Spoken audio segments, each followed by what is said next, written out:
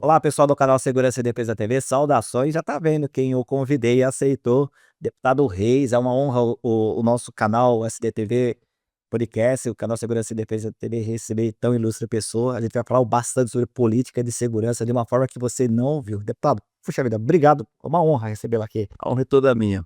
Quero cumprimentar todos os seus internautas, aí, seus seguidores. Muito sucesso para você, para sua equipe que está aqui.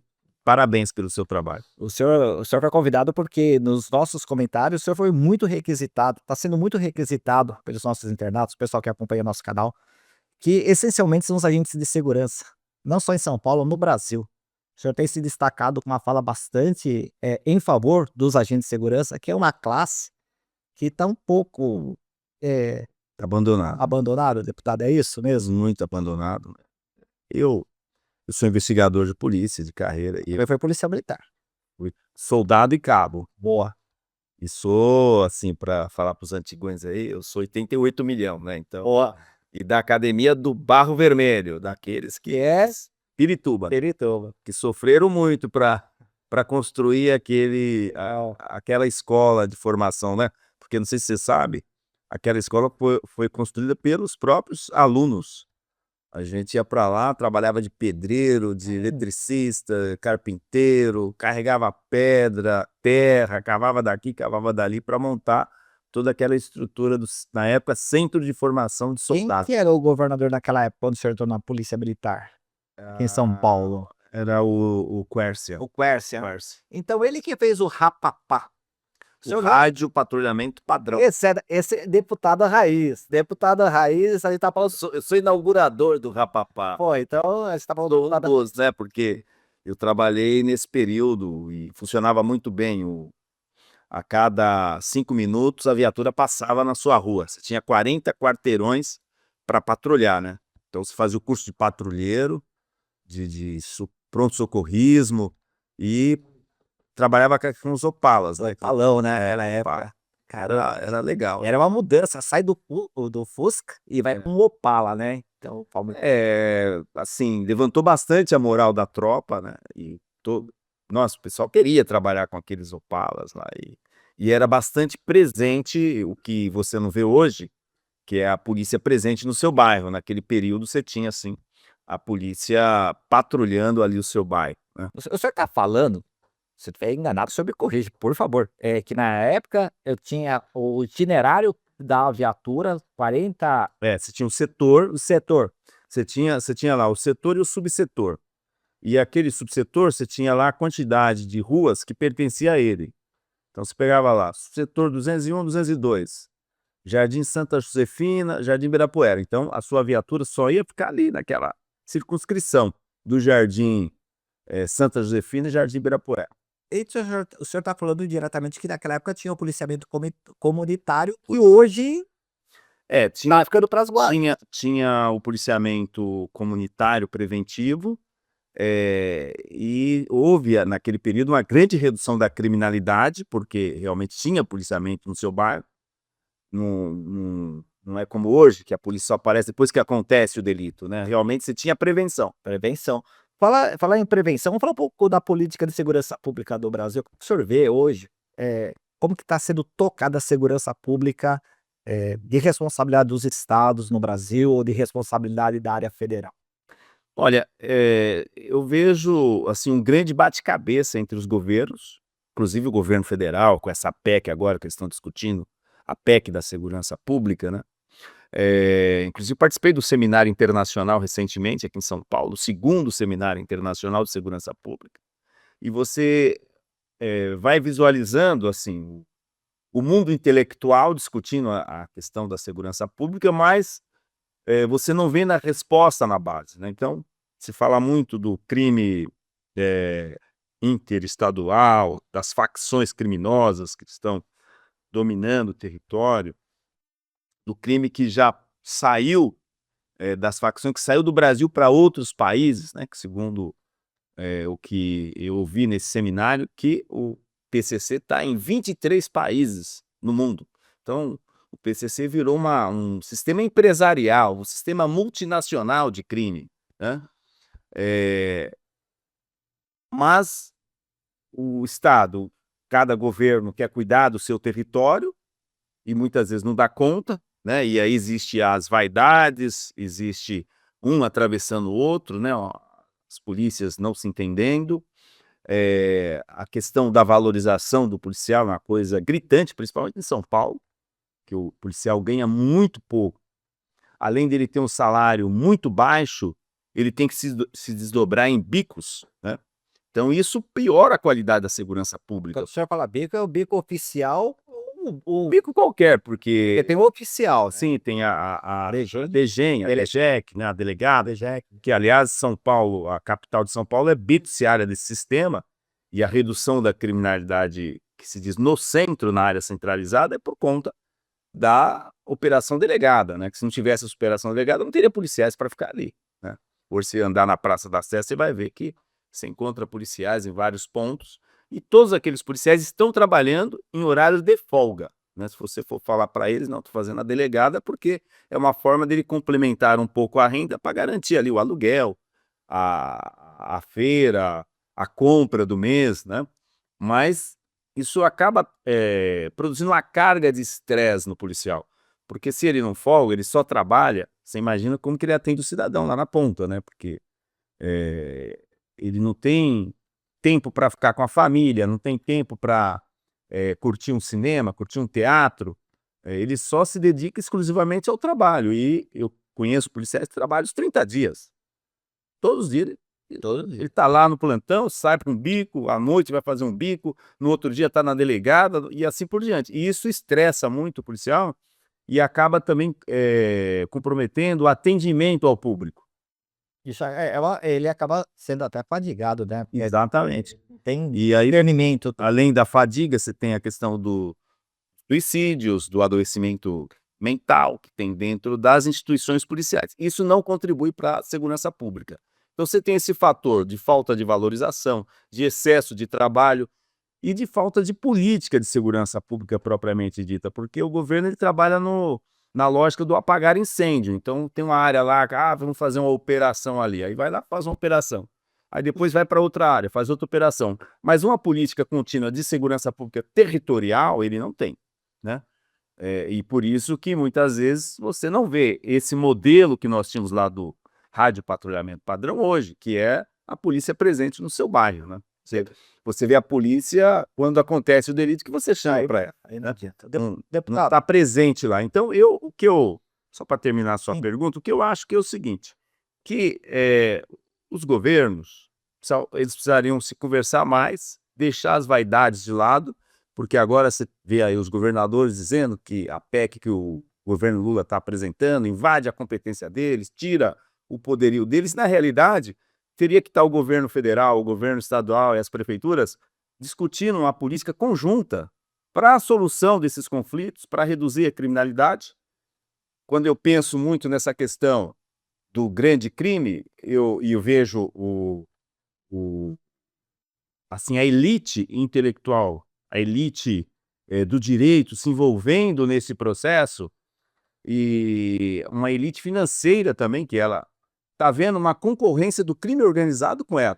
Nós temos aí, dentro do crime organizado, até bancos que foram bancos digitais, que foram constituídos, que movimentaram bilhões de dólares e quer trazer para o Brasil bilhões de reais, e tudo isso mexe com a elite dominante. Nós temos uma elite dominante que está vendo o avanço do crime organizado competindo com ela, e quando isso acontece, vem essa discussão: como que eu faço para resolver o problema da segurança pública? Na realidade, essa discussão mexe um pouco, está mexendo um pouco com eles, mas ainda não dá resposta aqui na base. Não dá resposta na valorização dos policiais e não dá resposta, por exemplo, naquela senhora que sai 4 horas da manhã para ir trabalhar e passa ali um motoqueiro, encapuçado, com capacete, toma a bolsa dela, toma o celular dela, leva o dinheiro, às vezes o único dinheiro que ela tem para pagar a condução, né? aliança. Aliança, o celular. Então, você fala muito dessa questão, inclusive de criptomoeda, de fraudes, não sei o quê, mas a segurança territorial, a segurança do cidadão, daquele que precisa realmente, ainda o Estado está muito distante de dar resposta para ela, e até na discussão não aparece. E falando da política de segurança, tanto da nacional, política de segurança estadual, o senhor não acha que o PPA, um plano plurianual, devia ser mais articulado para que não ficasse só naqueles 4 anos, fosse algo mais contínuo, porque aí a gente poderia estar falando de política de segurança mais consistente e não a sabor dos governadores ou de uma mudança ali. O que Sim. que o senhor pensa de Esse é um outro problema, porque a segurança pública ela tem que ser de Estado e não de pessoas do momento, né? E muitas vezes o que a gente vê é que a segurança pública ela funciona muito em decorrência de quem está governando, né? Olha, e aí você vai pegar, por exemplo, o governo lá do Quércia, que nós falamos, ele criou lá um rádio de patrulhamento padrão para que a polícia estivesse presente nos bairros. Mas os governos que vieram depois dele foi sucateando esse modelo, foi destruindo esse modelo. E nós temos aí Depois tem a Operação Polo. O senhor lembra? Não, Polo no governo Franco Montoro. foi depois ou Não, foi no Franco Montoro que criou a Operação Polo. Eu era garoto, era cobrador de ônibus, trabalhava na É CMTC. verdade, é verdade, Eu lembro. Parava lá no Largo 3, estava a perua. perou e descarre É, soltava lá 100 faz- polícia, 2 fazendo. polícia. É um tipo de uma base comunitária móvel, né? Que É. avançou. Policiamento ostensivo localizado. Era o polo, policiamento ostensivo localizado. É raiz do deputado, ele sabe exatamente isso daqui que ele tá falando aqui eu estava cuidando com as minhas perguntas, né. Mas E avançou para a base móvel. Nós tínhamos um período das bases comunitárias e que aquilo que aconteceu em 2006, né, quando o crime atacou as bases, e aí o governo viu que não era muito prudente você manter ali o policial, porque ele vira um alvo, né? Então veio a lógica das bases móveis, né, de ampliar um pouco. Mas a base móvel ela é um pouco o que foi o polo, o policiamento ostensivo localizado. e o senhor acha que se resolve como essa política de segurança para ser algo mais, de Estado e não do governante? O que do ponto de vista legislativo, o que pode ser feito? Nível federal, nível estadual? Então, essa questão legislativa ela é um pouco, bastante complicada, né? Em tese, o Congresso Nacional, parte dele a legislação nessa questão de segurança pública, inclusive alterações constitucionais. Porque quando você vem pro Estado, a para o legislador estadual, o deputado estadual, legislar a respeito disso é muito difícil, porque uma boa parte dessa matéria de organização, administrativa, da segurança pública é de competência do governador. Então, e vou te dizer mais, nós temos vários projetos, eu mesmo tenho vários projetos tramitando com relação à questão de segurança pública, mas ele tem o chamado vício de iniciativa. A gente coloca o projeto para promover o debate, tanto é que ele é protocolado, ele recebe um número, ele entra lá nas comissões, ele vai entrar lá na CCJ, Administração Pública, Finanças e Orçamento, ele vai passar por essas comissões e produz um debate e muitas vezes, talvez o governo, conhecedor daquele debate, possa mandar uma mensagem dele para criar aquela política pública. Mas uma boa parte da competência é do governador, né? Principalmente de segurança envolvendo a Polícia Civil, envolvendo a Polícia Militar, que é a segurança territorial. E o comando vem da União. Então, você tem lá o artigo 144 da Constituição Federal, que estabelece ali quem é polícia, qual a competência de cada polícia, e agora, inclusive, mesmo o Supremo reconhecendo a questão da guarda, que a guarda pode fazer o policiamento ostensivo comunitário, né?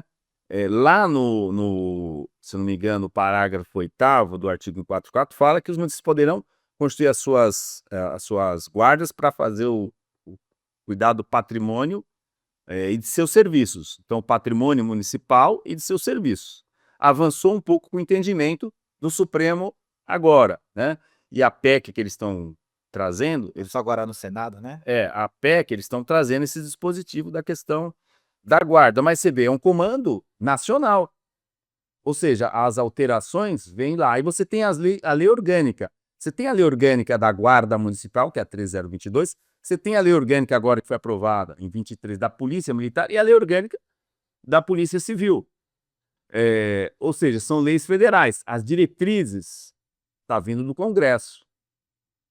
E aí os estados vai aplicar essas diretrizes. Agora, não impede que cada governo tenha, assim, dentro do seu programa, da sua questão programática, a proposta sua, e aí no processo eleitoral ele vai lá e diz o que ele vai fazer.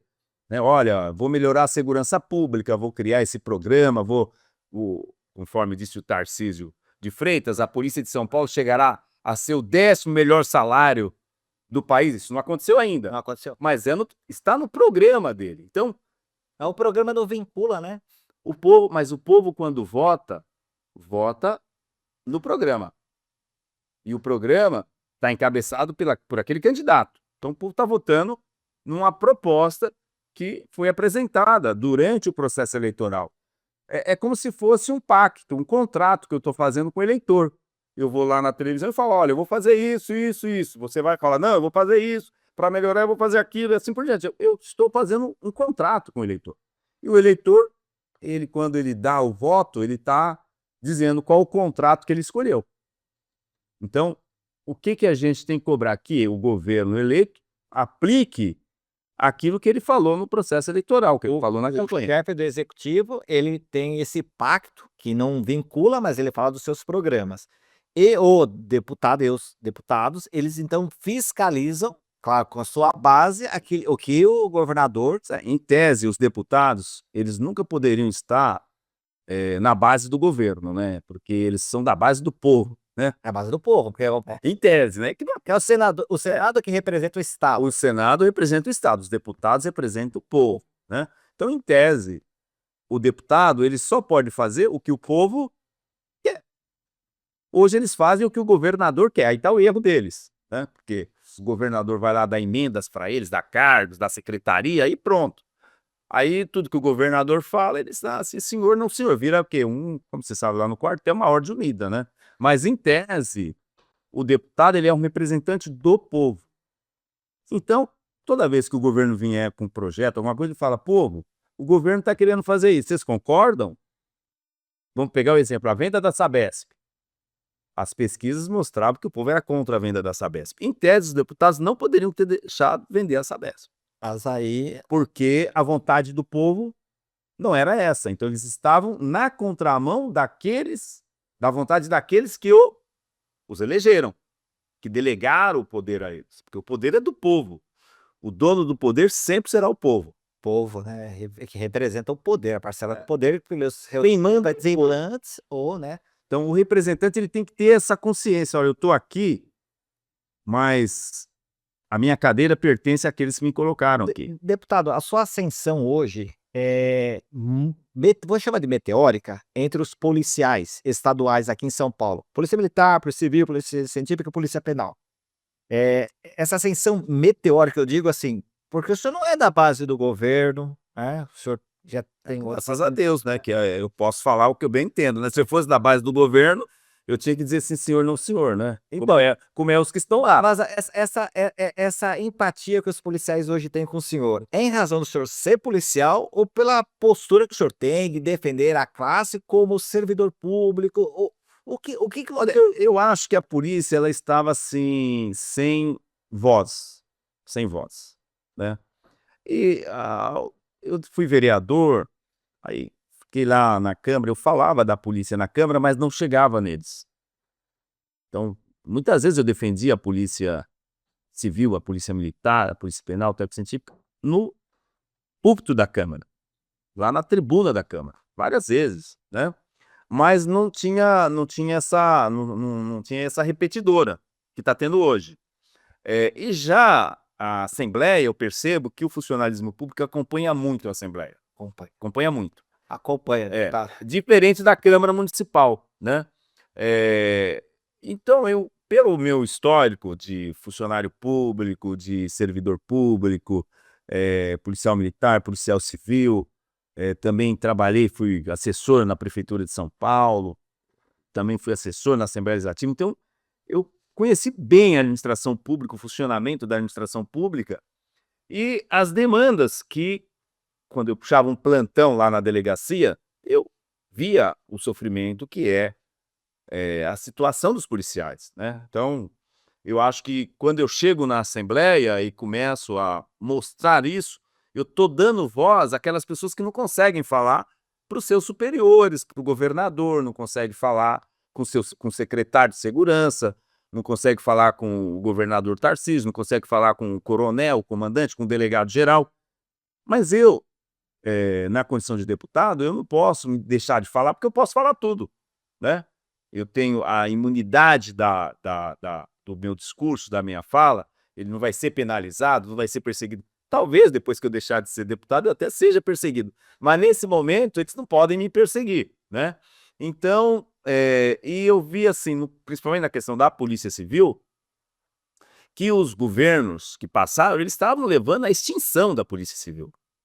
Praticamente ia acabar a Polícia Civil, porque Os cargos de investigador, escrivão, se fazia concurso, né, não tinha atitude, ninguém falava nada. Então, quando eu chego lá, eu crio o primeiro ato meu, criar uma frente parlamentar em defesa da Polícia Civil. E comecei a chamar todo mundo para debater a Polícia Civil, discutir a Polícia Civil, discutir a falta de eh, preenchimento dos cargos, o provimento dos cargos, né, falta de investigadores, escrivães, eh delegados, delegacias fechadas, né, então eu começo a falar da questão estrutural, da questão financeira, e ainda não entrei muito na questão da polícia militar. Eu começo a entrar na questão da polícia militar quando entra o debate do reajuste escalonado, que vem aquela surpresa que era, cobrar 10,5% de todos os aposentados, e eu vou lá e levanto isso aí, porque estava escondidinho no texto da lei, né. é o que a gente chama de jabuti? Não era o jabuti, porque era o texto do governador, né, ele mandou no texto principal. Tá. Mas como ele falava 10,5%, tinha uma pegadinha, porque na realidade os policiais militares, eles contribuem com 11%. Então quando ele fala 10,5, dá a impressão que ele está reduzindo o percentual de desconto, da previdência, os aposentados, né. Os aposentados hoje contribuem com 11%, só que eles contribuem com 11% acima do teto do INSS. Então o teto é R$ 7.900, cerca de R$ 7.900. O que passa dos R$ 7.900 tem 11% de desconto previdenciário.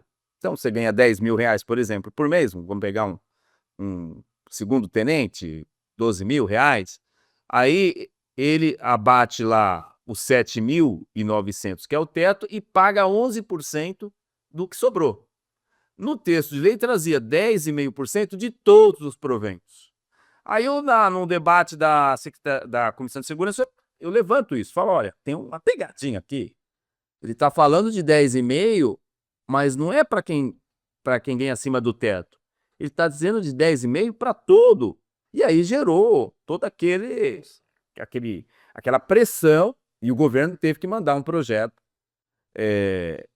retirando. E aí eu comecei a denunciar, por exemplo, os veteranos, que foram bastante prejudicados. Você pega um terceiro sargento, teve 13% de aumento, você pega o segundo tenente, 15% de aumento, e a diferença do segundo tenente para o primeiro tenente é cerca de mais R$ 4.000. A maior diferença A diferença é enorme, né? militar. E tudo isso foi feito porque o secretário da Segurança, ele é um capitão de polícia que era tenente, ficou praticamente, se elegeu deputado federal, foi a capitão e passou para inatividade, mas que virou secretário de Segurança Pública e precisava ganhar a cúpula da polícia. Então, para ele ganhar a cúpula da polícia, para ele ganhar ali os coronéis, que imagina, você pega um coronel que até outro dia dava ordem para ele, era professor dele na academia, agora é subordinado a ele. Você entende a dificuldade, né? O meio militar tem essas amarras, né? Então, aí como que eu faço para ficar de bem com todo esse povo, com os capitães, os majores, os tenentes-coronéis, os coronéis? Então, eu dei um reajuste maior para eles. Se você perceber, você vai ver que eles têm reajuste de 28%, 32%, 26%. Aí, quando eu faço o questionamento para o secretário, ele fala para mim, não, mas eu puxei os de baixo para cima, eu dei 32% para o soldado. Eu falei assim, mas se eu dou 32% para o soldado que não ganha nada, não significa nada. Tanto é que ele teve lá um reajuste de R$ 900, né? Mas se eu dou 30% para quem ganha 20 mil, já deu 6 mil. Mas, deputado, eu entendo isso e tem muitos comentários que aqui no nosso canal que falam assim, ó, terceiros sargentos e segundos tenentes foram esquecidos.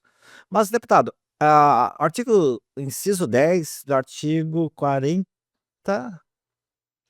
Aí vai me fugir agora, hein? Artigo 40? É, Constituição? da Constituição, que fala que o RGE, o Reajuste Geral Anual, tem que ser único para todo o serviço público, com o mesmo índice. Mas passou na Assembleia, né? Não, mas isso daí, A você está Polícia falando da database. Mas a Polícia Não, Civil também teve não, não você é está só falando da database. É que a gente tem que ter o seguinte entendimento: o database, para ter database, você tem que ter LDO e LO. Tem que estar previsto, tem que estar previsto na Lei de Diretrizes Orçamentárias e na Lei Orçamentária. Aí você tem a database. Se eu não tiver previsto na Lei Orçamentária, eu tenho na LDO, mas não está previsto, não existe database. E isso é entendimento do Supremo Tribunal Federal, porque a lei de 2006, que estabeleceu, que foi o governador Cláudio Lembo que aprovou, que estabeleceu a database, ela chegou a ser contestada no Supremo. E aí o Supremo teve esse entendimento, olha, se o governo, tanto é que você tem que lembrar que antes nós tínhamos 0,1%, lembra disso? Percebeu que parou, não existe mais. O 0,1% estava atendendo esse comando constitucional, que eu tenho que dar um reajuste na database para todo servidor. Como o governo não queria dar o reajuste real, ele dava. é livre o governador dar o que ele quer. Enfim, ele dá, mas ele não poderia ser contestado. Falei, eu dei 0,1%. Tá. Né? Com o entendimento do Supremo com relação a LDO e LO, você pode ver que não existe mais 0,1%. Faz tempo que nenhum governo dá o 0,1%. Mas o governador, se não quiser dar, ele não é obrigado. Sim, não, mas antes ele era obrigado a alguma coisa. Antes, Tá. no entendimento que se tinha antes do Supremo ter essa leitura do que é a database, o governador era obrigado a dar alguma coisa. Então ele dava o 0,1. Tá. Não deixava de dar. Você pode ver que todos os anos tinha 0, você tomou, o cara deu 0,1%, que ele estava atendendo esse comando constitucional. E esse aumento há 2 anos, que em São Paulo o pessoal fala muito, polícia militar diferente dentro dos cargos, também houve a mesma coisa na Polícia Civil, né? Sim, houve a mesma coisa na Polícia Civil e os policiais civis, primeira classe, classe especial, foram também prejudicados, né? Foi 15%. Aliás, dos policiais civis, eles ganhavam quase ali próximo do segundo tenente, do primeiro tenente, e eles abaixaram um pouquinho em relação a esses cargos. Houve uma redução, inclusive para os delegados, porque os delegados, eles têm um adicional de polícia judiciária. Quando eu coloco o adicional de polícia judiciária, hoje eu encaixo eles na mesma linha do coronel. Mas antes eles ganhavam um pouco mais. Então o secretário, ele fez todo esse ajuste que eu falei, e ele fez esse ajuste todo, né, de igualar aqui, porque quando eu questionei ele, disse, ô secretário, mas o delegado está tendo um reajuste de 16%, 18%. Aí falou assim, e até a polícia, o superintendente da polícia técnico-científica está tendo um reajuste maior. Ele falou assim, deputado, é que o delegado tem o ADPJ. Quando eu coloco o ADPJ, eles ficam na mesma linha, ficam todos iguais. Mas o ADPJ, esse adicional de polícia judiciária, é porque existe a polícia judiciária, não é o caso do coronel que não faz polícia judiciária, você percebe? Mas ele fez toda uma engenharia para manter essa cúpula de bem com ele. É essa leitura que eu tenho. Ele fez toda uma engenharia e manteve a E a cúpula. ponta da lança que tá lá. Ele manteve a cúpula de bem com ele, os delegados insatisfeitos, todos ficaram insatisfeitos, porque obviamente que eu recebi todos os sindicatos delegados, associação dos delegados, todos insatisfeitos, porque houve uma redução em relação ao que eles tinham com o topo da Polícia Militar, e assim, o montante, quando eu pego o montante que foi distribuído entre a Polícia Civil e a Polícia Militar, dá uma diferença de cerca de 5%. Ou seja, a Polícia Militar, se eu pegar todos os recursos que foram investidos nela, dá em torno de 25% da massa salarial. E a Polícia Civil dá em torno de 20%. Mas as diferenças, quando olha a cargo tem a diferença maior que você falou, que é o comando das polícias, né? É. Que é o comando da polícia militar, o comando da polícia civil. Então quem mais foi beneficiado foi a cúpula da polícia militar. Mas Foi os oficiais da polícia militar em relação a inclusive aos praças, né, eles foram porque os praças ganham muito pouco. Então não adianta eu falar: "Não, eu dei 100% para o soldado, ele ganhava R$ 1.000, foi para 2. Eu dei 100% para o coronel, ele ganhava 25.000, foi para 50". é diferente. Entendeu? Que não dá para você fazer essa analogia? O senhor falou que, houve uma promessa de governo de que os salários dos policiais em São Paulo estariam entre os melhores, É, do Brasil. nós somos assim, duramente enganados pelo João Dória. O João Agripino Dória, quando foi governador, ele falou assim: "Olha, a polícia de São Paulo ficará entre as melhores do Brasil, perdendo para a Polícia Federal e para o Distrito Federal". O Distrito Federal hoje, por um decreto do presidente Lula, os salários dos policiais civis se equiparam ao salário dos policiais federais. Porque quem paga o salário da Polícia Civil do Distrito Federal é o governo federal e dos antigos territórios. Então, aonde você tinha território que virou estado, ainda quem continua pagando o salário é o governo federal. É Roraima, É, Amapá. Tocantins, né? Os territórios. Então, eh, então eles estão com salário bom, né? Porque equipararam ao da Polícia Federal. E o governador Dória falou que seria o melhor salário e só perderia para esses 2 quesitos aí, Polícia Federal e Distrito Federal, né. Aí não cumpriu, deu 5%, depois 20%, e até desistiu de ser candidato, porque a popularidade dele foi lá embaixo, né. Não sei se você lembra disso, que ninguém suportava mais o Dória. Tem até um filme aí, Todo Mundo Odeia o Chris, naquela época era Todo Mundo Odeia o Dória.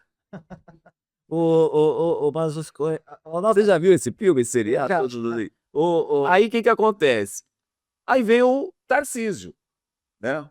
O Tarcísio vem, assim, na mesma lógica do Dória, né?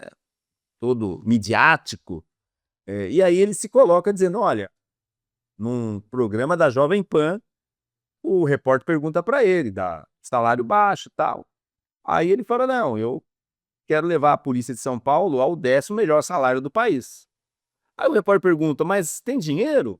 Ele fala: tem dinheiro do tesouro, o tesouro vai bancar isso aí". Então é essa promessa, hoje nós somos o 24º salário, 23º, 24º, dependendo da carreira, pior salário do país. E com 5% isso não vai mudar. Com 5% que foi dado agora, isso não vai mudar nada. Vai continuar sendo, vai continuar a Polícia de São Paulo ali, 23º, 25º pior salário do país. Isso não cumpre a promessa que ele fez e que o tempo dele está acabando, tempo do mandato. Pode ser que ele seja reeleito, tempo continue, hábil dele, né? mas o tempo do mandato dele, ó, nós estamos no mês de junho. Nós temos praticamente há 1 ano, e 3 meses da eleição. Ou seja, o ano que vem, quando chegar a março, abril, começa todo esse processo eleitoral, o governador não pode conceder reajustes. Então ele tem esse prazo para fazer. Se ainda tem tempo, né, ainda há tempo. Eu me lembro que no governo Fleury, eu criei naquela época o movimento Panelaço. Os policiais militares não podiam bater panela, mas nós organizamos um encontro de esposas dos policiais militares de São Paulo, inclusive lá na CUT, e aí nós tiramos um cronograma de locais aonde nós iríamos com as panelas vazias, porque o soldado ganhava um salário mínimo e meio, e a gente ia lá, batia panela. A gente foi bater panela na Assembleia, fomos bater panela no quartel do Comando General, fomos bater panela em frente à Secretaria da Segurança, que era lá em Gianópolis, era inclusive o Michel Temer, o secretário da Segurança Pública, né? E fomos bater panela em frente ao Palácio dos Bandeirantes. Daquele bater panela, formou-se uma comissão de esposas dos policiais, que foi negociando com o governo Fleury até ele dar aquele aumento de 95% no último mês de sua gestão. Mas foi um processo que começou com o movimento Panelaço. E os coletes também, que não existia, policial não tinha colete, prova de bala. Então, colete, seguro de vida, não existia seguro de vida. Então, o seguro de vida, coletes à prova de bala e o reajuste de 95% vem desse movimento panelaço que nós iniciamos lá em 94 no governo Fleury.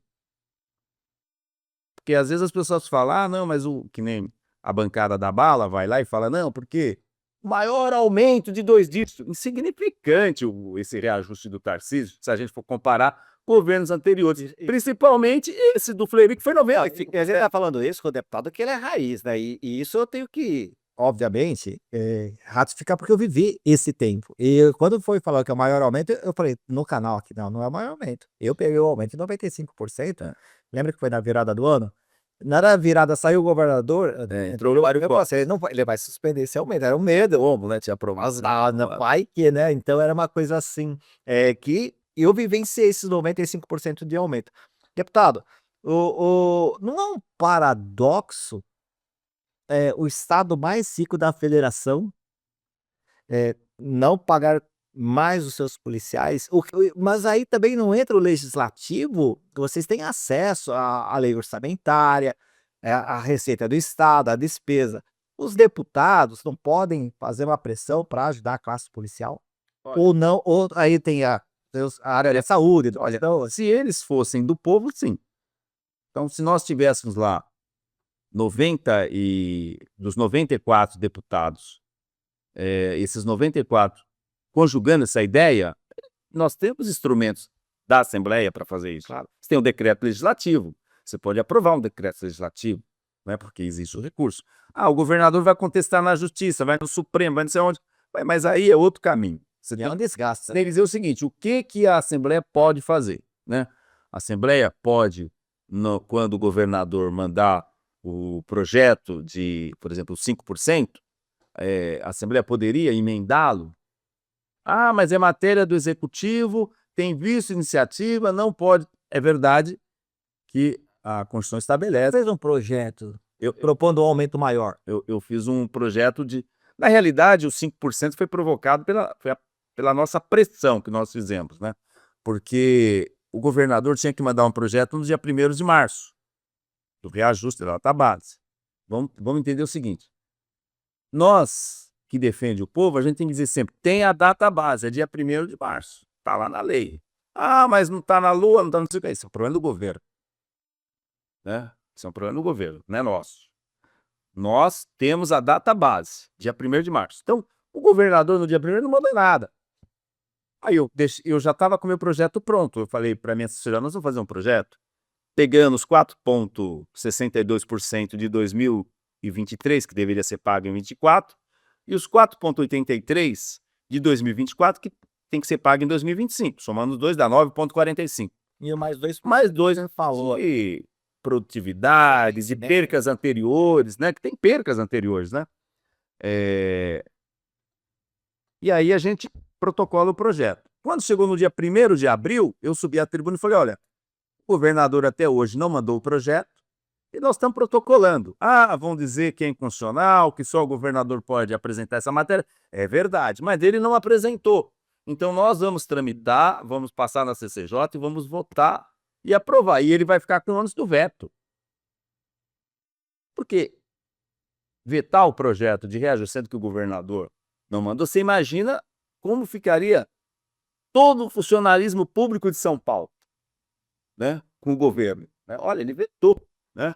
Então, e chamei todos os sindicatos da segurança pública, as associações, inclusive falei com o pessoal da Piosp também, falei, vamos fazer Eu lembro dessa, eu acompanhei esse, né? fazer uma operação conjunta Eu lembro do senhor. para Convocou os professores. fazer com que o governo põe a mão na consciência, né? Aí eles perceberam essa movimentação muito forte e como nós construímos uma pauta de 17 itens para levar ao governo, à Casa Civil, eu liguei para pedir audiência, falei, olha, eu preciso de uma audiência para apresentar essa pauta, que tem a questão salarial, mas tem outros problemas de salubridade, vale coxinha que é R$ 12.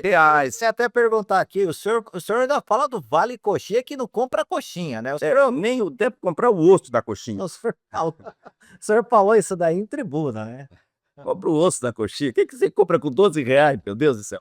Aí eu liguei na Casa Civil e o secretário da Casa Civil falou para mim: olha, nós sentamos aqui com o governo e nós vamos dar 5%. Eu falei, mas, pô, secretário, 5% é uma insignificância, não cobre as percas inflacionárias. Tal. Ele falou, mas nós tivemos uma queda na arrecadação de 1 bilhão. Eu falei, mas o ano passado teve 25 bi de excesso de arrecadação. Então, qual o impacto de 9,45? Eu calculei cerca de 5 bilhões seria o impacto. 5 bilhões durante 12 meses. Vamos entender o que o governo fez. Ele mandou os 5%, nós corremos para aprovar, conversei lá na bancada, que nós somos em 19 deputados, 18 do PT e uma do PCdoB, que é a Alessi Brandão.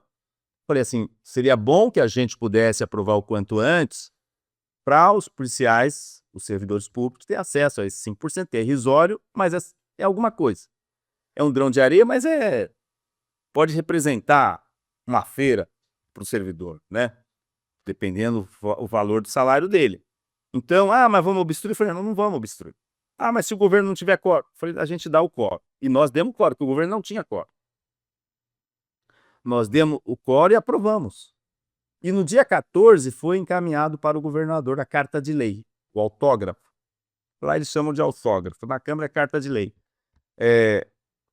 Então o governador poderia ter sancionado no dia seguinte, ou na semana seguinte, e 14 de maio, mas é aquela pegadinha que tem lá no projeto, o artigo 13. Explica isso daí. O senhor falou em tribuna, mas como tem uma outra audiência aqui, o que foi? É que, em tese, o meu entendimento é que o projeto tinha que vir lá. Esse projeto, ele começa a valer na data de sua publicação, retroagindo ao dia 1º de março, que é a data base. Ou seja, ele deveria custear a partir de 1º de março, mas não. Ele colocou lá um artigo, o artigo 13, né, que dizia que o projeto, esse aumento, esse reajuste começaria a valer no 1º dia do mês subsequente ao de sua aprovação. Subsequente ao de sua aprovação é o próximo mês. Ou seja, se aprovou, ele sancionou ontem, publicou no Diário Oficial a sanção. Mês de junho, né? Mês de junho. Logo, só começa a valer a partir do 1º dia do mês subsequente. Então, só começa a valer a partir de 1º de julho. O senhor faz uma propaganda, inclusive, e ele vai receber só em agosto. Eu falei assim que é a Operação Silva Designer. O primeiro pagamento com reajuste só para agosto, né? Porque lá se você for analisar, o aumento escalonado que ele deu também foi nesse mesmo modelo. Começou a valer a partir de agosto. O primeiro pagamento foi em agosto. Aquele primeiro reajuste que ele deu.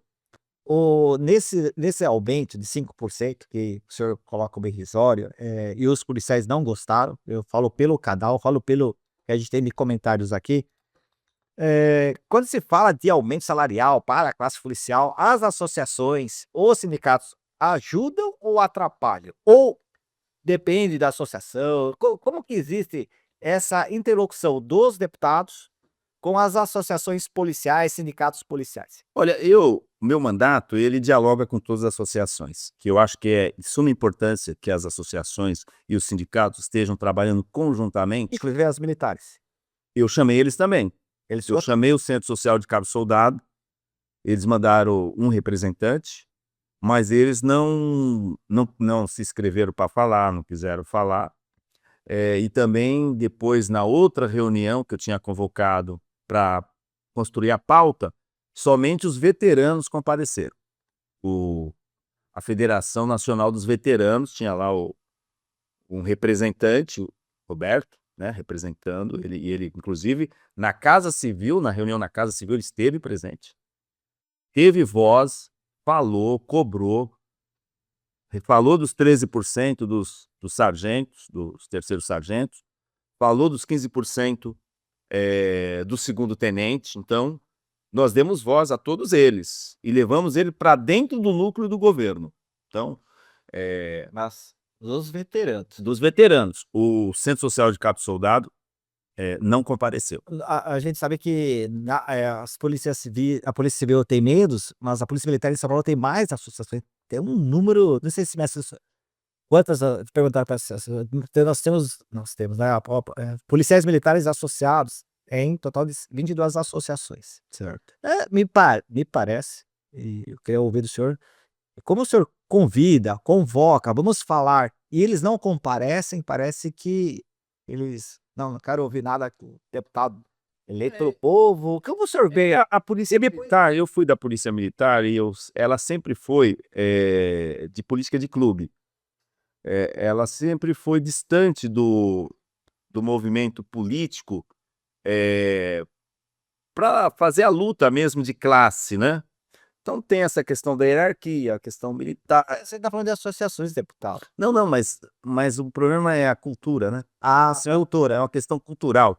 Porque você foi da PM, você sabe que a PM tem uma cultura. sim. Então, a cultura na Polícia Civil é diferente da cultura Sim. na Polícia Militar. Mas somos policiais, mas estaduais. Exatamente. Mas seria bom que eles despertassem para fazer mais política, participar mais. Eu vou falar o que eu tenho de sentimento e de informações pelo canal para o senhor. Não sei se vai ser alguma coisa nova para o senhor. Os comentários que nós temos no canal é que as associações não representam os policiais. É isso. E que Que eles não veem o resultado, né? exatamente, que muitos policiais militares estão deixando de ser associados aí, das associações. A única associação que eu ouço falar muito bem, não sei se você conhece, é a APMDFESP, que é a Associação dos Policiais Militares Deficientes do Estado de São Paulo. É a única associação que a gente tem hoje que tem a defesa do policial deficiente, que venha ser baleado. Eu conheci o seu primeiro presidente, ele morava lá no Cabo, puxa, não fugiu o nome dele. Conheço o atual, que é o Figueiredo. Mas ele era lá da região do Campo Limpo, e eu várias vezes, quando eu era soldado, eu ia levar ele no HM, que ele ficou paraplégico, né? Tinha que ser carregado, porque Tinha que ser. não tinha cadeira de roda. E eu levava ele na minha viatura para se consultar. Então, essa associação que não me representa. E ficou muito claro quando eu assisti a esse vídeo, o senhor falou, eu estou pedindo, convocando as associações de policiais militares, policiais civis, Eu chamei todo mundo. e o senhor estava me relatando que nenhum policial, nenhuma associação compareceu. E a associação não deve ser esse senhor não senhor, deve ser um espaço democrático de fala que representa os interesses, né? E isso causa estranheza. sabe? Eu esperava que as associações pudessem estar junto lá. Por exemplo, nós levamos todas as associações da Polícia Civil e todos os sindicatos. Levamos o Sindicato de Investigadores Escrivães, Sim. Associação A polícia penal LP, Polícia Penal. E fizemos uma mesa lá de 15 metros de comprimento. Você fica chateado quando não comparece às associações policiais? Não, eu fico chateado porque eu tenho em mente que nada cai do céu. Tudo tem que ter luta, né? E para você conseguir as coisas, você tem que entrar na luta. Então, se nós estamos fazendo todo um processo para fazer o governo nos ouvir, é muito importante o governo ouvir, porque o governo não ouvia. Essa reunião lá no Palácio do Governo, com a Casa Civil, foi inédita na história da polícia. Foi inédita, porque quando nós fomos lá em 2008, eu estava lá em 2008, para entregar uma pauta para o governador Serra, ele colocou a polícia de choque com bombas de gás lacrimogêneo, com bombas de efeito moral, com balas de borracha contra a Polícia Civil. Não sei se você lembra disso. E só foi... Eu lembro isso aí. Ele recusou a nos receber. Ele recusou, ele não recebeu.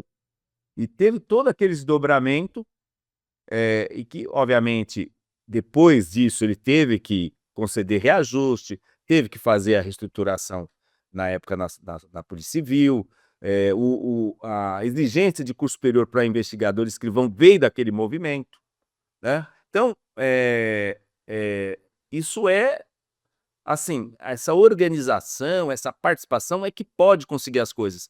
Então, nesse momento, nós tivemos a abertura do Palácio para receber os policiais. Então, seria de bom tom que todas as associações, tanto da Polícia Civil como da Polícia Militar, estivesse lá. A Polícia Civil foi, a Polícia Penal foi, a Polícia Técnico-Científica foi, mas a Polícia Militar só foi realmente, e eu tenho que fazer justiça, os veteranos, né? É como se a associação concordasse com o modelo que está, como foi reivindicado. Entendo, sei lá, não quer se indispor com o governo, mas sim, a gente tem que estar do lado. O senhor conhece o doutor André, que é presidente da associação? Conheço, É legal. com ele hoje, ainda gravei um vídeo com ele hoje. Ah, legal. O doutor André, ele esteve aqui no podcast, nós conversamos bastante, ele tem um modelo, uma fala bem acentuada também em relação à polícia militar, mas ele fala assim: olha, em que pese as instituições serem apartidárias, nós temos que ser políticos e temos que dialogar. E eu achei bem interessante a forma que ele trouxe isso daí, né? Então, é algo que a gente traz aqui à mesa. Deputado, vou mudar um pouquinho aqui, falar um pouquinho da polícia municipal. O senhor comentou alguma coisa da PEC, o plano de segurança do governo federal, que tinha a polícia, era a Polícia Assistência Federal, agora a Polícia Viária Federal, mas a gente está falando da polícia municipal. Eh, Nós estamos, ultimamente a gente está vendo essa guinada, da GCM, com a decisão do STF, do poder de polícia, ostensiva, comunitária, uniformizada. E como que o poder legislativo estadual, vê o crescimento das guardas, uma vez que o próprio governador do estado, declarou um aporte de R$ 1 bilhão às guardas?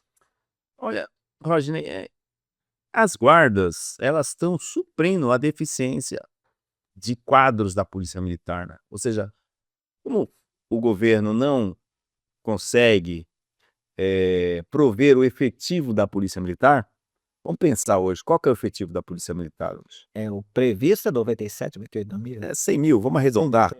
Nós temos hoje, talvez 80 mil, 79 mil, porque esse número ele vai flutuando, né? À medida que os policiais vão se aposentando, vão pedindo baixa, vão sendo exonerados, então esse número ele vai flutuando. Então o governo ele faz um concurso, cerca de 2.700 policiais que ele consegue formar ao ano. Ele não consegue repor o déficit. Você vai para o interior, não sei se você anda no interior, mas eu ando bastante. E se você chega em uma delegacia de polícia, você é atendido por um guarda municipal. Muitas vezes tem um guarda ad hoc, que é o escrivão de polícia. Eu conheço cidades aí que eu encontrei um GCM que ele que está trabalhando escrivão, porque falta o escrivão, o Estado não contratou, não fez concurso, não proveu a vaga, e como é que eu faço? Aí o delegado vai lá no prefeito, pede lá o apoio, fala, olha, cede um funcionário para me ajudar lá, né? E muitas vezes não tem a presença da polícia militar naquela cidade. Cidades pequenas, você não vê mais a presença da polícia. Quem está fazendo o policiamento ostensivo, preventivo, é a Guarda Municipal, é a GCM que está fazendo. Porque se você for pensar bem nesse número que você falou, de 100 mil homens, nós estamos falando de um decreto de 94, que era um decreto do governador Fleury que fixou os efetivos.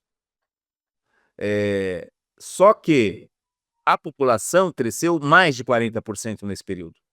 A população cresceu e a polícia não acompanhou o crescimento da população. E, obviamente, o governo ele fez um ajuste fiscal nos cargos, né? Então, o governo, para gastar menos, ele não contratou, ele não fez concurso. Talvez a prioridade do governo não é a segurança pública. Talvez a prioridade do governo é fazer obras, é fazer metrô, fazer rodoanel, né? É importante? É importante, mas se investe mais em infraestrutura do que em segurança pública, né? Então, a guarda acaba contribuindo com essa falta de efetivo que tem a Polícia Militar para essas cidades no interior. Então você vai numa cidade que nem São Paulo, uma grande cidade, São Paulo, você vê bem a presença da Polícia Militar. Mas se você sair daqui e ir lá em Riolândia, conhece Riolândia? Riolândia eu vou conhecer agora, tô obrigado a conhecer. Cardoso, Paulo de Faria, você não vê a polícia. Quem está lá, a guarda, né? Então eu vejo com bons olhos que nós tenhamos uma polícia municipal. O que aconteceu? Qual foi o atropelo que teve dos prefeitos? Os prefeitos se auto-atropelaram. Os prefeitos, em vez de fazer um trabalho no Congresso Nacional para constituir a Polícia Municipal, eles se basearam numa decisão do Supremo, porque teve uma lei que inclusive eu ajudei a construir essa lei, na época eu era assessor da prefeita Marta Suplicy, em 2004, e nós fizemos a lei, se não me engano, 13.866, uma coisa assim, a lei que estabeleceu, que estruturou a Guarda Civil Metropolitana de São Paulo. Na realidade, nós tínhamos a Guarda que era subordinada à Secretaria de Governo, a SGN, Secretaria do Governo Municipal. Então você tinha uma guarda, tinha um coordenador que era subordinado à Secretaria de Governo. Nós começamos a estruturar, criamos uma Secretaria de Segurança Urbana e colocamos a guarda ali no guarda-chuva da Secretaria de Segurança Urbana. E fizemos uma lei, em 2004, que nós aprovamos, estabelecendo que era papel da Guarda Civil Metropolitana fazer o policiamento ostensivo comunitário. Por quê? Se eu estou com uma viatura, um homem fardado, com arma na cintura, uma viatura caracterizada, à medida que ela está circulando ali no quarteirão, ela está fazendo policiamento ostensivo, não tem como... Se ele deparar com delito, deparar com alguém sendo ali vítima de roubo, de furto, estupro, o que quer que seja, ele deparou, ele tem o dever de agir. Então ele está fazendo o policiamento ostensivo comunitário. Só que o Ministério Público foi lá e contestou essa lei, contestou esse artigo, o inciso 1º do artigo 1º dessa lei. Contestou e o TJ São Paulo reconheceu que era inconstitucional, que realmente a guarda não poderia fazer o policiamento ostensivo preventivo comunitário. Isso daí foi subindo, houve recursos e foi parar no Supremo.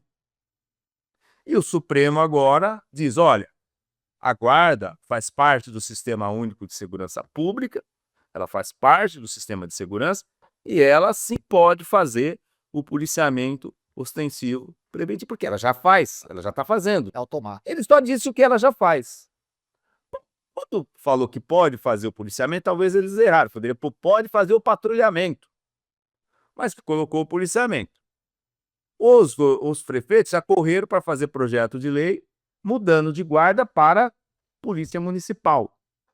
Só que, quando você vai lá para a Constituição, eu já disse o parágrafo 8º do artigo 144, fala guarda, não fala polícia municipal. Então, para eu construir uma lei aqui ordinária, uma lei subalterna, uma lei dentro do guarda-chuva da lei orgânica, que é o município tem a lei orgânica, eu tenho que estar recepcionado pela lei maior. Então essa lei não tem recepção na lei maior, não tem recepção na Constituição Federal. Então primeiro o Congresso tem que ir lá fazer sua lição de casa e alterar esse dispositivo na Constituição Federal, no artigo 144. Aí ele está dizendo, olha, não é mais guarda, é polícia municipal. Além de que existe uma lei federal que trata da guarda, das guardas municipais de todo o país, que é a Lei 13.022. Então, ou seja, eu também tenho que fazer uma alteração nessa lei federal, porque os municípios eles estão abaixo da lei federal, estão subordinados à lei federal, né, dentro da hierarquia das leis, né? E os prefeitos não atentaram para esse quesito e já foram lá e mudaram. Agora é polícia municipal. Obviamente que você tem associações de policiais militares, de oficiais, que são contra. A Defenda PM, que já veio aqui o coronel... E já tinha derrubado isso lá no Dória, porque o Dória também tinha feito isso, né? Então, você tem essas associações que vão para cima e você tem o próprio Ministério Público, que acabou derrubando em todas as cidades, voltando a ser guarda. Então, eu acho que o futuro vai mostrar isso pra gente, que a guarda vai virar polícia municipal, mas tem que seguir o trâmite, tem que seguir as regras, né? Vamos mudar primeiro a Constituição, aí vocês mudam aqui. Mas enquanto não mudar lá em cima, não vai se mudar aqui, porque sempre será inconstitucional. Eu não posso ter uma coisa que está divergindo do texto maior, né? Deputado, o senhor falou que a guarda, hoje, guarda municipal, guarda civil, guarda metropolitana, em caso de São Paulo, ela ocupa uma parcela que a Polícia Militar não consegue mais chegar pela falta de efetivo. Um dos motivos o senhor já falou, que é o salário baixo em relação às demais polícias militares.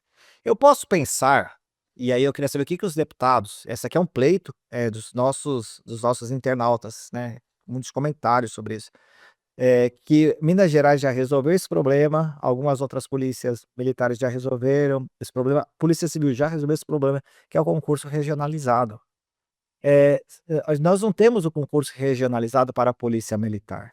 Os deputados poderiam fazer alguma coisa em favor, de quem ingressa à carreira policial e principalmente, deputado, o senhor sabe, muitos soldados e cabos não querem fazer o curso de sargento, porque eles têm que fazer o módulo aqui em São Sim. Paulo, e aí ele começa a vida de novo numa classificação, sabe-se lá onde que ele vai Onde ele vai parar. parar. O que que o poder legislativo pode fazer ou não pode fazer nada? Olha, isso são matérias do executivo, né.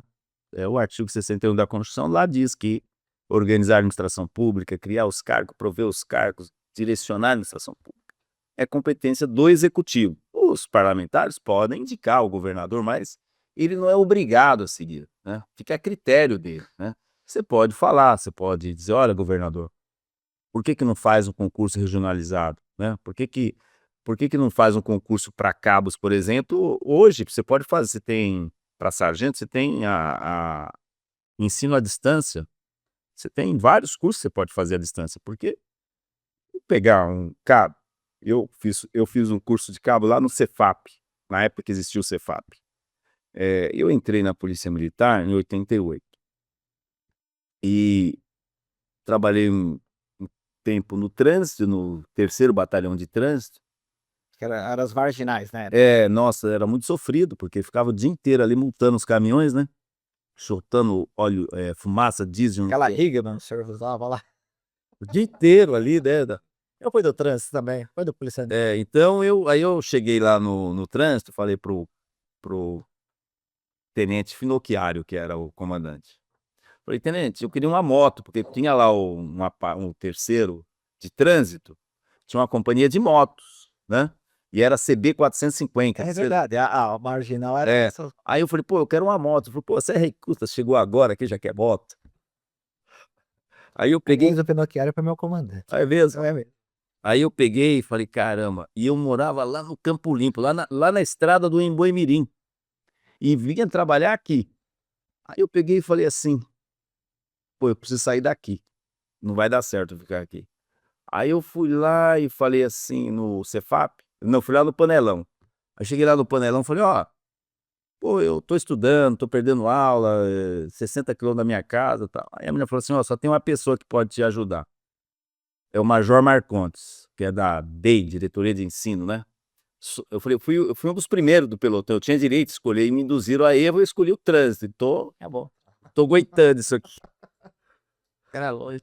Aí ela pegou e falou assim: "Ó, você pode falar com ele, mas você precisa ter autorização do seu comandante".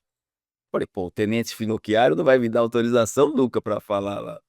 Mas eu fui, mesmo assim eu fui lá na onde tá o cupom, né, ele ficava no andar de cima lá, eu fui lá com a cara e a coragem. Eu cheguei lá: "Permissão pra entrar no recinto". Ah, verdade. Aí eu entrei, ele: "O que que você quer, recruta?". Falei: "Olha, aconteceu isso, isso, isso". Ele falou: "Ah, você quer ir pra onde?". Eu falei: "O 1º batalhão". Aí ele falou assim: "A semana que vem você tá lá". Pô, aí eu fiquei olhando pra ele, ele falou assim: "Ó", aí dei meia volta, né, bati o pé, meia volta, aí: "Ô, recruta, não fala pra ninguém, se falar, se apodrece no trânsito". Aí eu fui lá pra companhia lá na Rua Zurita, né, numa revista lá, eu fui quietinho, aí chega o tenente Finocchiaro, Presença lá. me mediu do pé à cabeça, falou assim: "Você pediu pra ir pra algum lugar?". Aí eu falei: "Não", porque ele falou pra eu não falar, eu não podia falar, posso desobedecer. Falei: "Não, senhor". "Não, veio aqui uma ordem pra te apresentar no 1º batalhão". Aí eu falei: "Não, eu não quero ir pra lá não". Umas histórias, né. As histórias que se repetem, viu. Falei: "Eu não quero ir não, eu tô adorando isso aqui". Ué, essas histórias são boas. Falei: "Eu tô adorando isso aqui". "Ordem não se discute". "De forma". Direção ao 1º batalhão. "Entrega suas coisas, entrega a bota, entrega tudo e pega o ofício de apresentação". Verdade. "Sim, senhor". É isso Aí aí. fui lá, corri, entreguei a bota, entreguei a farda do trânsito, entreguei a arma. Aí peguei lá o ofício, lá para o 1º batalhão. Então eu fiquei pouco tempo, aí veio o curso de cabo, primeiro concurso eu passei, não tinha interstício naquela época. E aí fui trabalhar na área do 1º M, né. Então, essa história eu conto porque o pessoal fala: "Mas você não falou?" Eu falei: "Não podia falar, o major me deu ordem". Essa história é comum para todos os policiais. O assessor já passou por isso. Eu já passei por isso também, ó. Eu pedi pro comandante: "Quero mudar". Você disse: "Ah, vai". Aí ele falou: "Não, pode mudar, mas você não falou comigo". Aí o outro comandante falou: "Saiu, você queria ir pra lá?" Eu falei: "Não, senhor, né". De jeito nenhum. Não, eu não tô sabendo por que que eu sou capaz essas histórias são boas. Mas, assim, deputado, posso mudar falar de um assunto Pode, um pouquinho mais difícil para o senhor? você é o dono da coisa. Nada, eu só pergunto. E essa pergunta, eu acho que cabe porque o senhor é o coautor da lei Moradia Segura. Moradia segura. O que que aconteceu que nossos policiais colocam que só tá no papel? Que Então, deixa eu te contar a história, como começou tudo isso, né. Eu tive lá na Secretaria de Segurança para falar com o secretário Derrite. Aí ele falou para mim assim: "Não, eu tô pensando num programa de moradia, pá-pá-pá, pá-pá-pá". Eu falei: "Ah, mas o Major Meca já até apresentou o projeto". Aí ele ficou olhando assim, né, ele falou para mim: "Ué, mas ele copia minhas ideias?". Aí eu falei: "Não, já apresentou". Aí o Major Meca deu coautoria para vários deputados, inclusive para mim, falou: "Reis, olha, eu estou fazendo esse projeto, tal". Mas o governo já tinha em mente, pela conversa que eu tive lá com o secretário Derrite, que eles tinham em mente fazer alguma coisa nesse quesito. Aí, assinei, foi aprovado e foi sancionado. Porque às vezes a gente faz os projetos, por exemplo, tem um projeto meu agora que está tramitando lá, o 1712, eu gostaria muito que o governo sancionasse ele, né. Então às vezes você faz um projeto, chega lá, veta, né. Aliás, eu chamo o governador de vetador geral do estado. Ele ele veta tudo, ele já vetou 238 projetos dos deputados, chegou lá, morre no nascedouro, né, natimorto. Aí, pô, falei: "É legal, né, um programa de moradia, moradia segura, tal", foi sancionado. E aí comecei a cobrar. Aí o secretário foi lá, queria obrigado ir 2 vezes por ano. Aliás, esse ano ele ainda não foi, mas eu acho que nesse mês ele vai ter que aparecer lá. 2 vezes por ano ele tem que ir lá prestar contas. Aí o secretário foi lá prestar contas, aí eu questionei ele da questão salarial, da valorização do policial, se o governo tinha abandonado a bandeira da valorização da polícia do estado de São Paulo, uma vez que os reajustes não vieram, o ano passado não teve reajuste, assim por diante. Ela falou: "Não, nós fizemos um programa Moradia Segura. Moradia segura também é valorização". Aí eu falei: "Mas como que eu faço para ter acesso?". é isso. Essa é a pergunta do policial aqui no podcast. "Como que eu faço?". Aí ele: "Não". Falei: "Não, porque eu quero ter a minha moradia segura. Como que eu faço?". Porque agora ele não precisa comprar o imóvel que o estado vai construir, ele vai pegar uma certa quantia em É uma dinheiro. carta de crédito. Uma carta de Carta crédito, de né. crédito. E aí ele falou assim: "Não, quando tiver tudo prontinho eu falo para o senhor". Só que até hoje ele não falou, Quanto tempo isso foi o ano passado. Isso foi o ano passado, porque esse ano ainda não foi lá.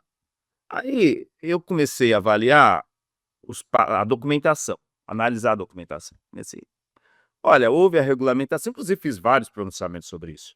Houve a regulamentação e houve uma portaria intersecretarial entre o secretário da Habitação, o secretário, da Segurança Pública e o secretário da Administração Penitenciária. vai pegar a polícia penal também, né. Pega a Polícia Penal.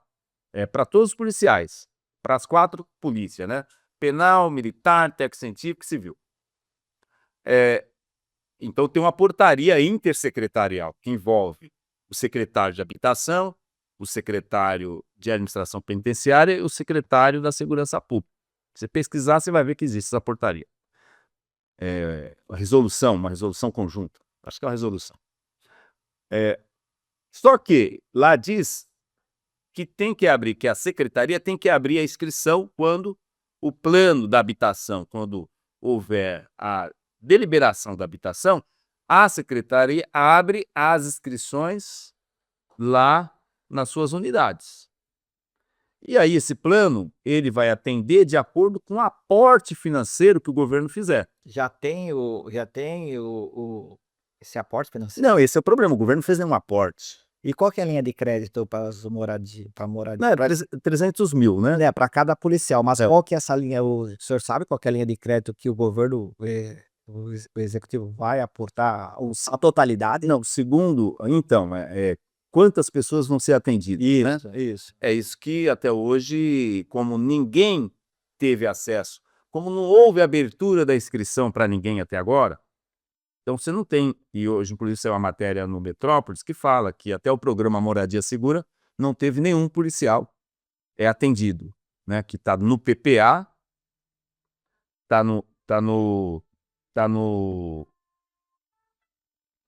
programa do governo, da LOA, mas não houve o aporte financeiro. Então, ninguém foi atendido, ninguém se inscreveu, não há inscrição de ninguém, não se abriu inscrição, porque também não tem o dinheiro. Então, até agora está na promessa. Talvez o governo esteja esperando o ano da eleição, que aí ele faz aquele escarcéu, tá aqui, estou liberando tantas cartas de crédito para os policiais, né? E pature politicamente, mas até agora não tem nenhum policial que teve acesso a essa carta. O agente vai ser um agente financeiro, um banco que vai financiar isso? Existe, o senhor sabe? Esse vai ser como que isso vai se dar? Se tem isso já alinhavado, os deputados já sabem. E hoje, nosso policial civil, nosso policial militar, nosso policial penal, nosso policial científico, eles não têm nem mais margem. Eles estão consignados que não acabam mais. E como que vai lidar com isso? Os deputados já pensaram nisso? Eu sou a favor, na minha opinião, eu sou a favor de que o governo pagasse um salário bom, por exemplo. Vou pegar, vamos dizer, uma carta de crédito, 300 mil reais. Se eu dividir ela em 30 anos, quanto que dá? Se eu pegar, vou dividir. Mas não dá nem R$ 1.000. Hã? Não dá nem R$ 1.000. Se eu pegar, como é sem juros, correção, então se eu pegar lá, um ano, 360 meses, né? se eu pegar 30 anos, um ano tem 12 meses, 10 anos, 300, então vamos dizer assim, estou dividindo por 100, né? 300 mil dividido por 100. Tá, até menos, então menos de 10 anos. Hã? Isso dá menos de 10 anos, né? 100 meses, dá 10 anos são 120 meses. Então, 120 meses, vou fazer a conta, faz aí na sua calculadora. Pega 300 mil e divide por... 300 mil. Não, divide por, são 10, 120 meses, 360 meses. Então, é pouquinho. Deu quanto? Dá R$ 800. R$800. R$ 850. Mas com esse dinheiro você não compra uma casa. Não, hoje eu não compro. Você não Nenhuma linha de crédito. Você não compra. Então talvez se o governo pagasse 3 mil reais a mais no salário, sei lá, eu não quero pagar salário porque vai atender, vai ter um impacto com os aposentados, né? Porque policial tem paridade e integralidade. Então se eu pago 3 mil reais a mais para você no seu salário, eu tenho que pagar os aposentados também. Você sabe que hoje praticamente nós temos mais aposentados do que trabalhadores na ativa, né? Obviamente que o impacto financeiro disso é bilionário. Mas eu poderia criar um bônus moradia. Poderia criar para não impactar nessa lógica do governo, né? Que ele vai falar, não, mas eu não consigo porque eu tenho milhares de pessoas que eu teria que pagar esse valor. Talvez ele poderia criar um bônus moradia e com esse bônus moradia o policial compraria a sua casa. Não precisaria do governo da carta de crédito, percebe? Que carta de crédito vai favorecer uma meia dúzia, que eu não sei quantos, mas não vai favorecer os 80 mil policiais. O problema é a linha de crédito, porque para fornecer a carta, aquele é um dinheiro do governo que ele um dinheiro... ele vai passar para o empresário. Ou ele vai passar para o CDHU, né? Como o CDHU vai fazer, como a Secretaria da Habitação vai fazer, ainda se vai ser via banco, o banco público, né? Pode ser via banco público, mas como não tem juros, não tem nada, você pode fazer um carnê direto com o governo. Tem muitos policiais que perguntam... Você pode descontar no próprio Olerite, né? Pode. Tem muitos policiais que comentaram no canal que eles têm os precatórios. Existiria uma possibilidade legislativa dos precatórios abaterem só do devedor, ir para o agente financiador como entrada. É porque hoje a gente tem o RPV, a gente tem o desconto do precatório e aqui em São Paulo, estamos 10, 15. Mas os precatórios que o governo está pagando também, é valor de insignificância, né? Isso, porque, houve um momento que o valor, que é o RPV, que é o valor de repasse pequeno valor, foi modificado por causa da pandemia, Tem até um projeto na Assembleia aumentando esse valor. e até agora não foi. E os policiais comentam: "Pô, eu tenho um precatório de 50.000, 100.000, É. sabe-se lá, será que isso aí não poderia o É governo". é uma ideia que o governo, se ele quiser, ele pode aderir. Seria uma coisa que é um pleito, fica esse pleito aí policial até para outro senhor aí, dá uma pescada. Ele é uma ideia inteligente, uma ideia inteligente. É E uma eu vejo como inteligente. É que o problema do governo é querer fazer as coisas, né. O governo, tudo que você pede para fazer: "Ah, vamos fazer um estudo", leva 1 ano para fazer um estudo, né, nada é no automático, né, nada é rápido. Aí manda para aquela secretaria de finanças que senta em cima e as coisas não. Eu falo isso porque vários projetos que eu fiz, eu pedi estudo de impacto financeiro para ir para a fazenda fazer o estudo de impacto, e é muito lento, é muito demorado. Essa eficiência administrativa praticamente não existe, né. Eu estava falando do projeto que ele vetou, eu aprovei um projeto, porque os policiais civis, não sei se você sabe, se eles não ficarem 5 anos na classe, eles voltam para a classe anterior, na hora da aposentadoria. Então Então, esse é um assunto do servidor público civil, né. exatamente, Da do professor, quem tem nível ou classe no Isso, cargo. Se isso. você tem nível ou classe no cargo, Mas só em São Paulo que tem essa sim, porque foi a maldade que o governo criou na Lei 354, que é a Lei das Aposentadorias, isso, né. mas só São Paulo, a SEP já decidiu o contrário Sim. inclusive. Não, que acontece? O investigador está lá, classe especial, foi promovido, para chegar à classe especial é uma Sim, dificuldade. sim. Para chegar à primeira classe leva 25 anos se for por antiguidade. Aí ele conseguiu, por indicação, porque a classe especial é por indicação, chegar à classe especial. Só que já deu tempo dele para se aposentar. Não teve 5 anos na classe, ele volta para a primeira classe, ele é despromovido. E como isso está agora? E aí eu fiz um projeto para corrigir isso, porque é inconstitucional Mas o senhor fez só para carreira policial ou para todo o serviço para público? todos os servidores, né. Eu enfoquei na carreira policial, que é onde tem a maioria dos casos, Uhum. mas obviamente que atende todo servidor. O governador vetou, ele vetou esse projeto. Eu agora apresentei um para a questão do transporte dos policiais, porque os policiais na pandemia tinham direito à gratuidade. Então, você mora em Sorocaba, trabalha em São Paulo, você pegava o ônibus aqui e te levava de Sorocaba. Você mora em São Paulo, trabalha na Baixada Santista. Você mora na Baixada Santista, trabalha em São Paulo. As empresas levaram uma conta para o governo, falou: "Ó, vocês estão devendo aqui 70 milhões que nós transportamos", e eu tenho todo o relatório da quantidade de policiais, não tenho o número aqui, Tá. mas a quantidade de policiais que as empresas transportaram. Milhares de policiais foram transportados e agora a empresa foi cobrar o governo, falou: "Ó, nós estamos transportando, temos que receber".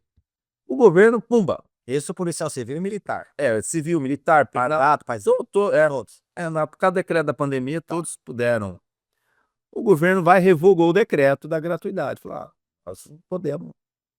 Aí eu falei para o secretário: "Pô, mas quanto custa para levar os policiais?". "Ah, uns 50 milhões". Falei: Mas não é nada, "Um estado não é nada. que vai arrecadar 370 bi, não pode gastar 50 milhões com a segurança dos policiais?". Porque você imagina o policial militar O senhor já viu nos pedágios como é que fica? pedindo carona. É horrível. Aí você passa um cara lá do PCC, lá dá carona pro cara, chega lá na frente, mata ele e joga na ribanceira. É um perigo, Também, é também, um também. perigo, um perigo os policiais pedindo carona. Aí eu falei: "Não, eu vou fazer um projeto para que a empresa emita o boleto". Primeiro o governo vai criar um programa, o policial vai lá se cadastrar para dizer quais são, o transporte, a quantidade que ele precisa, né, porque também não é a coisa bagunçado, né. Então: "Olha, eu uso 15 ônibus para ir, 15 para voltar. Então eu uso 30 condução no mês, 15 para ir, 15 para voltar. Qual a empresa?". A empresa Cometa. que vai acontecer? O governo vai cadastrar, vai lançar essas informações lá, ele vai saber que aquele policial, o soldado, o soldado Diogo, usa 30 condução e usa esse transporte aqui. Custa quanto isso? Tanto. A empresa vai emitir o boleto, vai registrar o boleto e vai, no recolhimento do ICMS, ela vai compensar. Fazer a compensação tributária. Isso. Ela, em vez de pagar o imposto, o governo vai estar lá, porque o policial informou a quantidade de ônibus que ele toma. O governo vai ter essa informação e vai confrontar com a quantidade de condução, de boleto que a empresa fez. E aí ela, em vez de recolher o ICMS, porque a empresa recolhe o ICMS, ela vai abater desses valores desses transportes. Deputada, talvez até de uma forma mais simplificada, né? Eu sei que o senhor conhece, mas só falando que tanto a Polícia Militar, a Polícia Civil, a Polícia Científica e a Polícia Penal tem a figura da UGE, Unidade Gestora Executora, que tem o dinheiro ali, né? Ele pode fazer o lançamento na hora, cumprindo a própria escala do policial. Nem precisaria A lógica não é o Estado pagar, é compensar. compensar, que é também uma outra A solução lógica é também. compensar, porque o Estado fala, não, eu vou tirar dinheiro, vou colocar. Não, em vez de Compensa. você colocar dinheiro, você renuncia ao recebimento dele. Você faz uma renúncia fiscal. E o policial dentro de um ônibus, Está seguro. e também ele faz. Vamos pegar esse caso do soldado lá do 37º Batalhão, o soldado Venâncio, ficou a noite inteira trabalhando, 12 horas. Era para ir para casa, das 6 às 6, terminou, deveria sair 6 horas para casa. Mas aí o coronel convocou uma revista geral. Aí ele ficou das 6 até as 9 esperando a revista geral, numa igreja lá na região do Jardim Alvorada, na Estrada Tapicirica. Aí a revista durou, dentro da igreja, das 9 às 14 horas. Aí ele saiu às 14 horas para ir para casa, porque ele mora em Taubaté. O que aconteceu? Ele dormiu em cima da moto, entrou na traseira de uma carreta, veio a óbito. Se ele tivesse o direito à gratuidade no transporte, ele pegaria um ônibus, ia até Taubaté, ele ia tirando um cochilo, estaria vivo. O fato dele ter uma moto, inclusive uma moto em condições precárias, que a gente vê a moto em condições precárias, né? Uma moto 125, pegar a estrada, ficar praticamente, vamos dizer assim, 20 horas sem dormir, né? Acabou causando a morte dele. A família deixou uma filha, a mulher está em pânico, está com trauma, né? Então você vê como é importante o transporte para o E policial. esse fato que o senhor está falando, deputado, eu só queria lembrar que é muito rotineiro. Sábado, agora esse sábado, o comandante-geral da Polícia Militar de Alagoas ligou para mim e falou assim: olha, eu tive um policial, teve o braço decepado, porque ele que é de Alagoas, lá, muitos policiais, 10% do efetivo, o comandante-geral falou que moram, esses 10% moram na Bahia, Sergipe e Pernambuco. E que foi em cima de uma moto. Ele saiu do serviço, pegou a moto. Então, o caso não é só de São Paulo. A gente tá falando por São Paulo, por ser deputado aqui, das polícias, mas é um caso comum. repete. Eu sou de um amigo policial,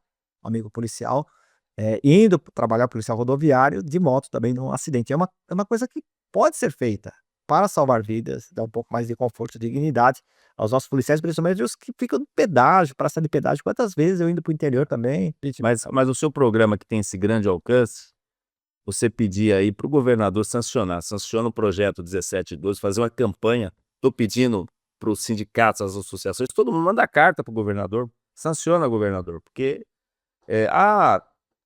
fere o interesse público? Não, não fere.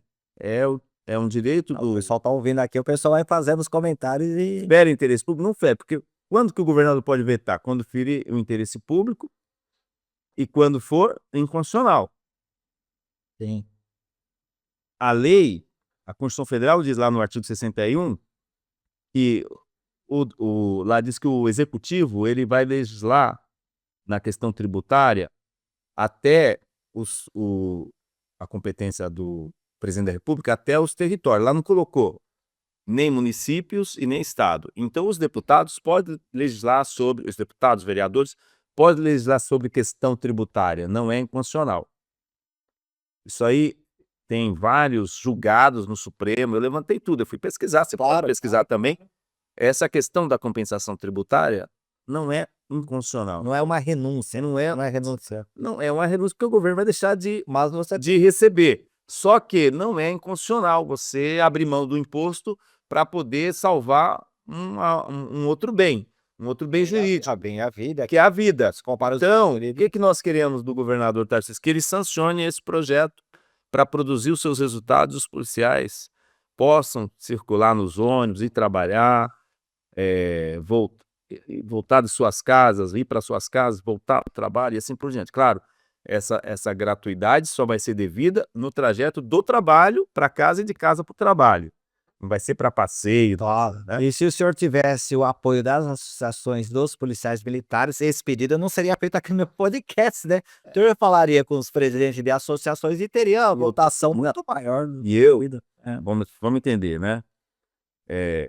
Eu estou fazendo uma coisa, eu fiz um projeto que eu senti o clamor quando eles cancelaram, eles revogaram a portaria que garantia, a Artesp revogou a portaria, eu vi o clamor dos policiais, e você ia ali na rodoviária, você vê lá centenas de policiais, porque só pode, hoje as empresas levam até 2, mas levam até 2 por concessão da empresa, não é por conta do governo, não. Elas fazem uma concessão de levar até 2 policiais. Mas você chega lá, às vezes tem 10, 20, 30 esperando, sobe 2, aí vem um outro onde sobe 2. Então, às vezes o cara fica 2, 3 horas ali esperando uma condição para poder ir para casa. Isso, vamos dizer assim, é um sacrifício que o governo está fazendo com seus policiais. Isso Está sacrificando os policiais desnecessariamente. Isso porque o senhor está falando de São Paulo, não tem rodoviária e sai ônibus toda hora. Sai desse eixo aqui da capital, aqui você começa a ver muito mais dificuldade do policial se deslocar. Deputado, eu queria agradecer a presença do senhor, um bate-papo sobre política de segurança, sobre a vida dos policiais. O senhor abordou todas as polícias, não deixou ninguém de fora, falou também da Polícia Municipal. Eu queria agradecer a presença do senhor aqui, deputado. Foi uma fala muito interessante e bem consolidada até para nossos policiais. Ô, Rodinei, eu que te agradeço, só lamento que já está acabando o nosso podcast. Por mim, a gente continua, porque eu tenho muitos assuntos ainda para falar. Aliás, eu vou deixar o endereço do deputado aqui embaixo na descrição. Vou deixar o deputado. Gente, o deputado tem um canal no YouTube. Vamos migrar lá também, porque ele fala bastante coisa interessante para nossa carreira, para a família policial aqui do estado de São Paulo. Se o pessoal quiser entrar em contato com o senhor, posso deixar o telefone aqui embaixo? Pode à vontade, meu telefone é público. Então eu vou deixar também na descrição, mas Você tem o meu número? tá aqui já na descrição aqui, então o pessoal entra em contato. E-mail também, pode mandar no e-mail da Assembleia. Aí o pessoal vai encher a caixa do senhor. Eu posso falar uma coisa, todo dia eu tenho cerca de 500, 600 e-mails para analisar. As denúncias que eu recebo, e assim, eu acho muito importante, porque às vezes tem coisas que eles não podem falar, mas a gente pode, então não tem problema nenhum. As denúncias, tem denúncias de maus tratos nos quartéis, da forma como... E eu não tenho problema, eu vou lá na tribuna e falo. Eu queria convidá-lo numa próxima oportunidade, o senhor voltar aqui, né, vendo os comentários que o senhor vai ter aqui nesse podcast, até para continuar essa pauta de proteção aos agentes. Conforme eu já te disse, eu sou que nem o Luan Santana, é só fazer assim que eu volto. É isso, legal. Gente, você que assistiu o podcast e não é inscrito no canal, desce aí, se inscreva, ativa o sininho. Pautas como essa que a gente fala sobre a proteção da família policial, e o deputado bem falou, ele não esqueceu os nossos inativos nem as nossas pensionistas, os aposentados.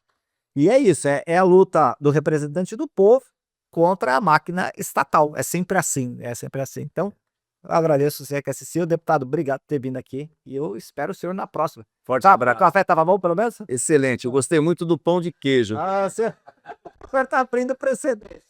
Valeu, galera, até mais. Tchau. Você sabia que pode ser membro do canal? Ao se tornar membro, você terá acesso antecipado aos vídeos como esse. E o melhor de tudo, é só R$ 5 para assinar. Clica no botão aqui embaixo